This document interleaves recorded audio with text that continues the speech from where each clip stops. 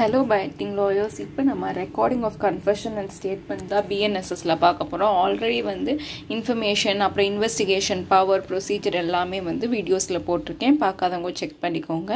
And வாங்க இப்போ நம்ம செக்ஷன் 183 வந்து பார்க்கலாம். ஸோ இதில் வந்து என்ன சொல்கிறாங்க அப்படின்னா, ஒரு மேஜிஸ்ட்ரேட்டோடைய பவர் தான் வந்து, அதாவது இந்த கன்ஃபெஷனோ இல்லை ஸ்டேட்மெண்ட்டோ ரெக்கார்ட் பண்ணுறதை பற்றி பேசுகிறாங்க. ஏதாவது கமிஷன் ஆஃப் அஃபென்ஸ் ரிலேட்டடாக வந்து இன்ஃபர்மேஷன் வந்து கொடுத்துருப்பாங்க இல்லையா. ஸோ அந்த மேஜிஸ்ட்ரேட் வந்து வெதர் அவங்களுக்கு ஜூரிஸ்டிக்ஷன் இருக்கோ இல்லை வெதர் அவங்களுக்கு ஜூரிஸ்டிக்ஷன் இல்லையோ, வாட் எவர் மேபி, அவங்க வந்து அந்த கன்ஃபெஷனையோ அந்த ஸ்டேட்மெண்ட்டையோ வந்து ரெக்கார்ட் பண்ணணும் அப்படின்னு சொல்றாங்க. எப்போ ரெக்கார்ட் பண்ணணும் அப்படின்னா, அட் எனி டைம், எப்போ வேணா ரெக்கார்ட் பண்ணிக்கிறலாம்.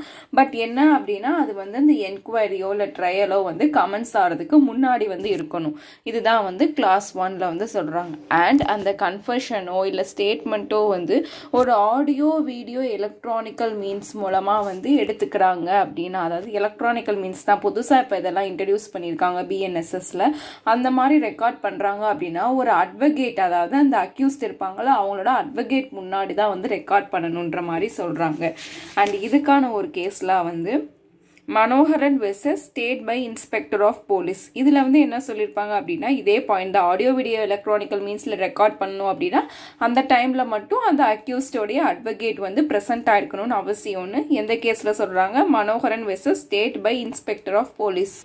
அண்ட் அடுத்து என்ன சொல்கிறாங்கன்னா, சில சமயம் போலீஸ் ஆஃபீஸர் மேலே வந்து அந்த மேஜிஸ்ட்ரேட்டோட பவர் வந்து இம்போஸ் பண்ணியிருப்பாங்க இல்லையா, கன்ஃபர் பண்ணியிருப்பாங்க இல்லையா, அந்த போலீஸ் ஆஃபீஸர் வந்து கன்ஃபெஷன் ஸ்டேட்மெண்ட் ரெக்கார்ட் பண்ண முடியாது அடுத்த ப்ரொவிஷியோல வந்து சொல்றாங்க. அண்ட் நெக்ஸ்ட் ஒன் வந்து ஒரு பேசிக்கானது என்னன்னா, ஒரு மேஜிஸ்ட்ரேட் வந்து இந்த மாதிரி ரெக்கார்ட் பண்ண போறனாலே யாருக்கிட்ட இருந்து அந்த கன்ஃபெஷன் ஸ்டேட்மெண்ட் நம்ம வாங்குறோமோ அந்த பர்சன்ட்டை தெளிவா எக்ஸ்பிளைன் பண்ணும். அதாவது அவங்க வந்து கன்ஃபெஷன் இந்த மாதிரி கொடுக்கணும்னு அவசியம் கிடையாதுங்க. பாருங்க, he is not bound to make confession. Confession கண்டிப்பா கொடுத்தே ஆகணும்னு அவசியம் வந்து கிடையாது. பட் இன் கேஸ் அவங்க கொடுத்தாங்கன்னா அது அவங்களுக்கு அகேன்ஸ்டா வந்து ஒரு எவிடன்ஸாவே வந்து யூஸ் பண்ணிக்குவாங்கன்றத கிளியரா வந்து சொல்லிடணும். அண்ட் அவங்க அதை வாலண்டரியா வாலண்டரியா கொடுத்தா மட்டும்தான் வந்து அந்த மேஜிஸ்ட்ரேட் வந்து ரெக்கார்ட் பண்ணணும், இல்லைன்னா அவர் வந்து ரெக்கார்ட் பண்ண முடியாதுன்னு வந்து சொல்றாங்க. அண்ட் ரெக்கார்ட் பண்ணிட்டு இருக்கும் போதே ஏதோ ஒரு டைம்ல வந்து அந்த பர்சன் வந்து இல்ல எனக்கு விருப்பம் இல்லை, இந்த கன்ஃபெஷன் ஸ்டேட்மெண்ட் கொடுக்க விருப்பம் இல்லை, அந்த மாதிரி ஏதாவது சொன்னாங்கன்னா அப்ப அந்த மேஜிஸ்ட்ரேட் வந்து எந்த ஆக்ஷனும் எடுக்க முடியாது. அண்ட் அவங்கள போலீஸ் கஸ்டடியிலையும் வந்து டீடைன் பண்ண முடியாது. அப்ப இதுல இருந்து நமக்கு மெயினா என்ன தெரியுது அப்படின்னா, ஒரு கன்ஃபெஷன் அப்படின்றது வந்து ஒரு வாலண்டரியா வந்து கொடுக்கக்கூடிய ஒரு விஷயமா தான் வந்து இருக்கணும். அண்ட் இந்த ப்ராப்பரா எல்லா கன்ஃபெஷனையும் வந்து ரெக்கார்ட் பண்ணிடணும். ரெக்கார்ட் பண்ணிட்டு அது யாரு கன்ஃபெஷன் மேக் பண்றாங்களோ அவங்களும் அண்ட் அந்த மேஜிஸ்ட்ரேட்டும் வந்து அதை சைன் பண்ணிருக்கணும். சைன் பண்ணி ஒரு மெமரண்டம் ஃபார்ம்ல வந்து அது இருக்கணும், அந்த மாதிரி வந்து சொல்றாங்க. அந்த நெக்ஸ்ட் ஒன் வந்து என்னன்னா, ரெக்கார்ட் பண்ணப்போ அந்த பர்டிகுலர் சர்க்கம்ஸ்டான்சஸ்க்கு சரியா எது வந்து பெஸ்டா இருக்குதுன்னு அந்த மேஜிஸ்ட்ரேட்டுக்கு தோணுதோ அந்த வேலையே வந்து அந்த ரெக்கார்டிங் ப்ராசஸ் வந்து நடத்திக்கலாம், அந்த மேனர்லயே வந்து ரெக்கார்ட் பண்ணிக்கலாம்னு சொல்றாங்க. அண்ட் சில சமயம் ஓத்தெல்லாம் அட்மினிஸ்டர் பண்ணுவாங்கல்ல, ஸோ அதையுமே வந்து ப்ராப்பரா வந்து ரெக்கார்ட் பண்ணணும் இந்த மேஜிஸ்ட்ரேட்னு இந்த சப்க்ளாஸ் 5ல சொல்றாங்க.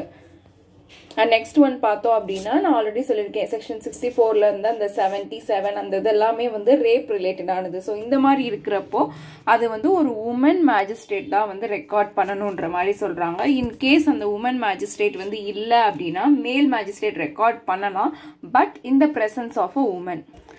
அண்ட் நெக்ஸ்ட் ஒன் வந்து சில அஃபென்சஸ்லாம் வந்து 10 இயர்ஸ்க்கு மேலே பனிஷபிளாக இருக்கும், இல்லை இம்ப்ரிசன்மெண்ட் ஃபார் லைஃப் இல்லை டெத் கூட வந்து பனிஷபிளாக இருக்கும் இல்லையா. அந்த மாதிரி அஃபென்சஸ் எல்லாம் மேஜிஸ்ட்ரேட் எப்படி ரெக்கார்ட் பண்ணலாம் அப்படின்னா, அந்த போலீஸ் ஆஃபீஸர் கொண்டு வந்திருப்பாங்களா அவங்க மூலயமா வந்து அதை எடுத்துக்கலாம், அதை ரெக்கார்ட் பண்ணிக்கலான்ற மாதிரி சொல்கிறாங்க.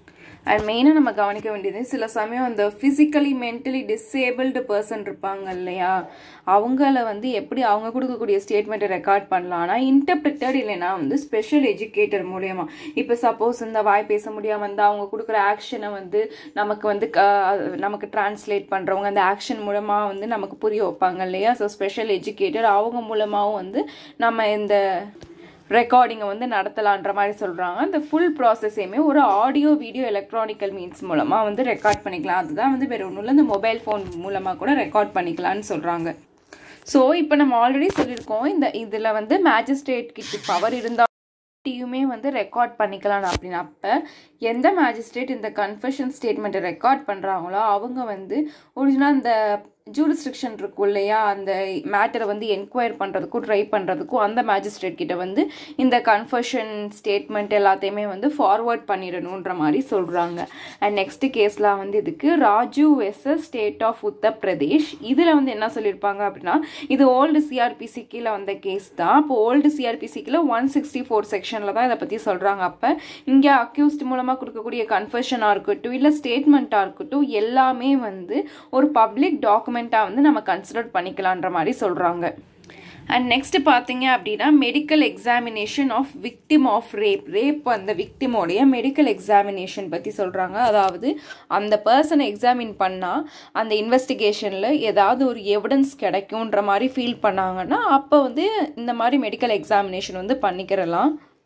ஒரு கண்டிப்பாக ஒரு ரெஜிஸ்டர்டு மெடிக்கல் ப்ராக்டிஷனர் தான் பண்ணணும். அவங்க வந்து கவர்மெண்ட் ரன் பண்ணுற ஒரு ஹாஸ்பிட்டலோ இல்லை லோக்கல் அத்தாரிட்டி ரன் பண்ணுற ஹாஸ்பிட்டல்லையோ வந்து அப்பாயிண்ட் பண்ணப்பட்டிருக்கணும், எம்ப்ளாய் பண்ணப்பட்டிருக்கணும். சப்போஸ் அவங்க இல்லைன்னா மட்டும்தான் வந்து மற்ற மெடிக்கல் ப்ராக்டிஷனர்ஸ் வந்து இந்த மாதிரி மெடிக்கல் எக்ஸாமினேஷன் பண்ணிக்கிறலாம். அண்ட் அது எப்படி பண்ணணும்னா அந்த உமனோட கன்சர்ன்ட்டோட தான் வந்து கண்டிப்பாக நம்ம வந்து பண்ணணும்.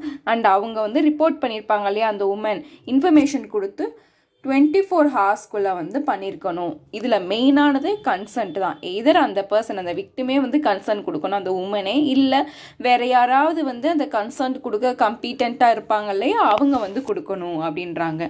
அண்ட் நெக்ஸ்ட் ஒன் என்ன சொல்கிறாங்கன்னா, எந்த டிலேயுமே இல்லாமல் இந்த எக்ஸாமினேஷன் பண்ண அந்த ரிப்போர்ட்ஸ் இருக்கும் இல்லையா அதை வந்து ஃபார்வர்ட் பண்ணிடணுன்றாங்க. அதில் ஜென்ரலாக என்ன இருக்குன்னா அந்த உமனோட நேமாக இருக்கட்டும், அட்ரஸாக இருக்கட்டும், இல்லை யார் வந்து கூட்டிகிட்டு வந்தாங்க, அந்த உமனோடைய ஏஜ் அண்ட் ஜென்ரலாக அவங்களோட டிஎன்ஏ ப்ரொஃபைலிங், ஏதாவது இன்ஜுரிஸ் இருந்துச்சுன்னா, ஏதாவது மார்க்ஸ் தழும்புகள் அதாவது இருந்துச்சுன்னா, அந்த உமனோடைய மென்டல் கண்டிஷன் என்ன, அப்புறம் மற்ற என்னென்ன தேவையாக இருக்கோ அந்த எல்லா டீட்டெயில்ஸும் வந்து இருக்கணுன்ற மாதிரி சொல்கிறாங்க. அண்ட் எப்போ வந்து அந்த உமனை கூட்டிகிட்டு வந்தாங்க, எப்போ அந்த எக்ஸாமினேஷன் ஆரம்பிச்சிச்சு, எப்போ இந்த எக்ஸாமினேஷன் முடிஞ்சிச்சு எல்லாத்தையுமே வந்து ப்ராப்பராக வந்து ரெக்கார்ட் பண்ணியிருக்கணும். இதை ரெக்கார்ட் பண்ணி அவங்க 7 டேஸ்க்குள்ளார வந்து ஃபார்வர்ட் பண்ணியிருக்கணும் அந்த மேஜிஸ்ட்ரேட்டுக்கு. இதுதான் வந்து இந்த செக்ஷன்ஸ் 2 செக்ஷன்ஸ் சொல்லுது. அடுத்து வந்து சர்ச் பை போலீஸ் ஆஃபீஸர் எல்லாமே வந்து இண்டிபெண்டா கேட்கலாம். அதை நெக்ஸ்ட் வீடியோவில் போகிறோம்.